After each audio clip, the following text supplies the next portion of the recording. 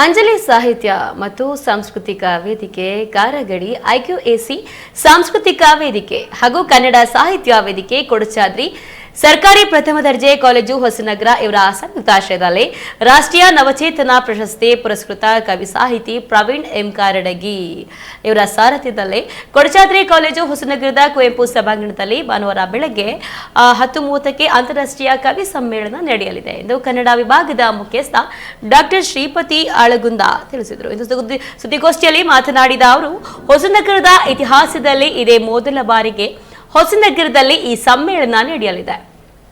ಇನ್ನು ಕರ್ನಾಟಕ ಅರಣ್ಯ ಅಭಿವೃದ್ಧಿ ನಿಗಮದ ಅಧ್ಯಕ್ಷರಾದ ಶಾಸಕ ಬೇಳೂರು ಗೋಪಾಲಕೃಷ್ಣ ಕಾರ್ಯಕ್ರಮವನ್ನು ಉದ್ಘಾಟಿಸುತ್ತಾರೆ.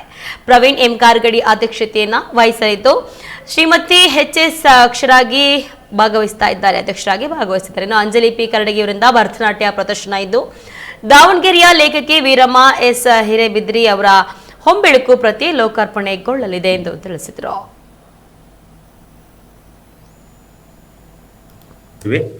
ಈಗಾಗಲೇ ನಿಮಗೆ ಮಾಹಿತಿ ನಾವೀಗಲ್ಲಿ ಹಂಚಿದ್ದೇವೆ. ಕಾರ್ಯಕ್ರಮ ಅಂಜಲಿ ಸಾಹಿತ್ಯ ಮತ್ತು ಸಾಂಸ್ಕೃತಿಕ ವೇದಿಕೆ ಕಾರಗಡಿ, ಐಕ್ಯೂಎಸಿ ಸಾಂಸ್ಕೃತಿಕ ವೇದಿಕೆ ಹಾಗೂ ಕನ್ನಡ ಸಾಹಿತ್ಯ ವೇದಿಕೆ ಕೊಡಚಾದ್ರಿ ಸರ್ಕಾರಿ ಪ್ರಥಮ ದರ್ಜೆ ಕಾಲೇಜು ಹೊಸನಗರ ಇವರ ಸಂಯುಕ್ತ ಆಶ್ರಯದಲ್ಲಿ ರಾಷ್ಟ್ರೀಯ ನವಚೇತನ ಪ್ರಶಸ್ತಿ ಪುರಸ್ಕೃತ ಕವಿ ಸಾಹಿತಿ ಪ್ರವೀಣ್ ಎಂ ಕಾರಗಡಿ ಇವರ ಸಾರಥ್ಯದಲ್ಲಿ ಅಂಜಲಿ ಉತ್ಸವ, ಇದು ಕವಿಗಳ ಕಲರವ ಎಂಬ ಉಪಶೀರ್ಷಿಕೆಯಡಿಯಲ್ಲಿ ಕಾರ್ಯಕ್ರಮ ನಡೀತಿದೆ. ಆ ಕಾರ್ಯಕ್ರಮವನ್ನು ನಮ್ಮ ಸಾಗರ ಮತ್ತು ಹೊಸನಗರ ಕ್ಷೇತ್ರದ ಶಾಸಕರಾದ ಮಾನ್ಯ ಶ್ರೀ ಗೋಪಾಲಕೃಷ್ಣ ಬೇಳೂರವರು ಉದ್ಘಾಟಿಸ್ತಿದ್ದಾರೆ. ಅಧ್ಯಕ್ಷತೆಯನ್ನು ಪ್ರವೀಣ್ ಎಂ ಕಾರಗಡಿ, ಸಂಸ್ಥಾಪಕ ಅಧ್ಯಕ್ಷರು, ಅಂಜಲಿ ಸಾಹಿತ್ಯ ಮತ್ತು ಸಾಂಸ್ಕೃತಿಕ ವೇದಿಕೆ ಕಾರಗಡಿ ಎರಡೂ ಕರೀತಾರೆ. ಹಾಗೆ ಶ್ರೀಮತಿ ಎಚ್.ಎಸ್. ಭಾರತಿ ಚಂದ್ರಶೇಖರ್, ಕ್ಯಾಲಿಫೋರ್ನಿಯಾ, ಅಮೇರಿಕದವರು, ಅವರು ಆಗಮಿಸ್ತಿದ್ದಾರೆ. ಹಾಗೆ ರಿಯಾ ಭಾಸ್ಕರ್ ಅಂತ ಯುವ ನಾಯಕ ನಟಿ, ಅವರು ನಮ್ಮೊಂದಿಗೆ ಅವತ್ತು ಅತಿಥಿಗಳಾಗಿರ್ತಾರೆ. ಜೊತೆಗೆ ರಿಷಿಕುಮಾರ್, ಕನ್ನಡದ ಖ್ಯಾತ ಗೀತ ರಚನೆಕಾರರು, ಅವರು ನಮ್ಮ ಜೊತೆಗಿರ್ತಾರೆ.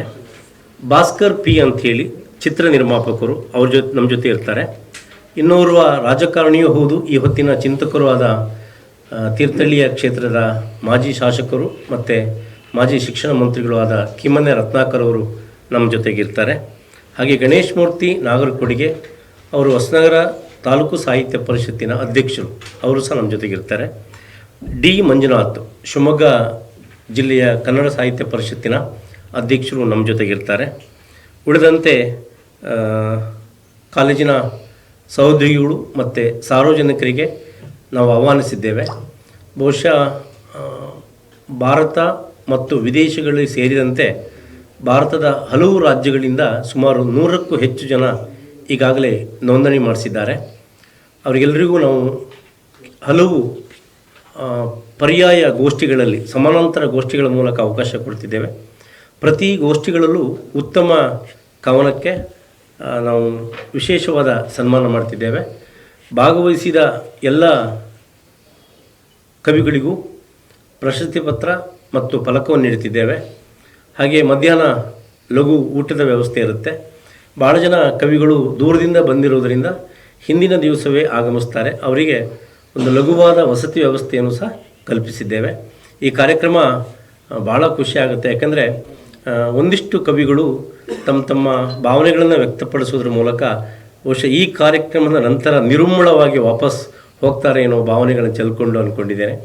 ಹಾಗಾಗಿ ತಾವೆಲ್ಲರೂ ದಯಮಾಡಿ ಇದನ್ನು ಜಿಲ್ಲೆಯಲ್ಲಿ ಸುದ್ದಿ ಮಾಡೋದ್ರ ಮೂಲಕ ಇದೊಂದು ಅತಿ ಹೆಚ್ಚು ಜನ, ನಮಗಿನ್ನೂ ಅವಕಾಶ ಇದೆ, ಕವಿತೆ ವಾಚನ ಮಾಡಲಿಕ್ಕೆ ಆಸಕ್ತರು ಬರ್ಬೋದು ಅಂತ ಈ ಮೂಲಕ ಕೇಳ್ಕೊಳ್ತಿದ್ದೇನೆ.